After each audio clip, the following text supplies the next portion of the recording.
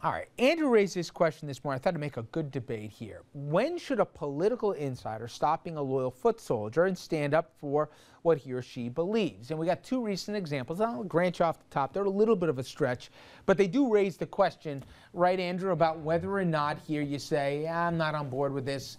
I gotta step aside. And if you read the New York Times today, Rich, there was a pretty direct op-ed from Sheila Bair, who was the nation's bank regulator as head of the FDIC during the Bush administration. But now she's taking her party to task for income and wealth inequality, writing in part, I remember a time when Republicans stood up to special interests and purged the tax code of preferences for investment income and some other breaks. It's time for the grand old party to return to those roots.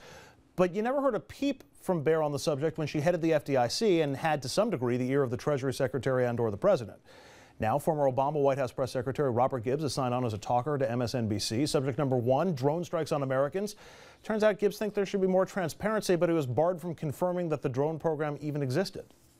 Our denial of the existence of the program, when it's obviously happening, undermines people's confidence overall in the decisions that their government makes. You do have to lift the veil some to both acknowledge that it exists, as he's done, but also to do it in a way that provides better understanding.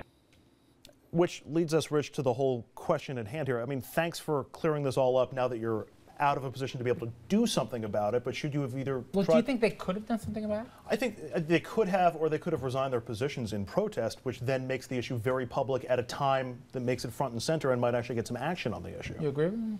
Absolutely not. And let's cut to the chase here. When you work for an official, you are drinking that Kool-Aid. Go ask the people that work for Rudy Giuliani. You dare step out of line one step, that was your last day on the job. That's the way I would have it. That's the way you would have it. And that's the way it's always going to be. Colin Powell came closest. But even he stood there and did what the president wanted and then stepped down. Matters of policy, you stay. Matters of principle, you go. Well, how do you do the drones? What if it was a matter of principle for them? Each individual will approach that question with their own set of values, their own intelligence.